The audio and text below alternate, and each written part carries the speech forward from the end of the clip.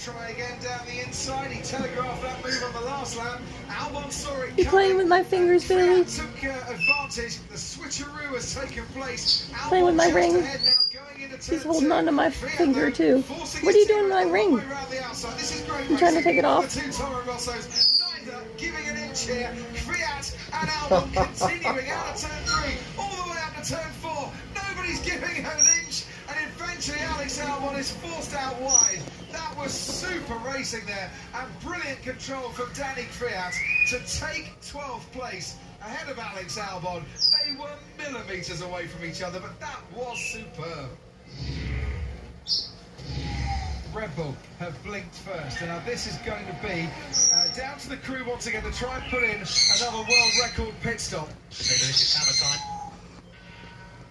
You got me by my ring.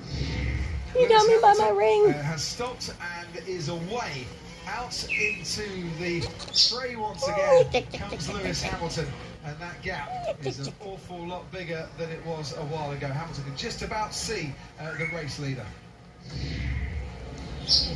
What is Verstappen doing so great? Targeted 6th in this race as Lando Norris goes wheel to wheel with Kevin Magnussen, and he kept his foot in there, and Kevin Magnussen gave him just about enough room.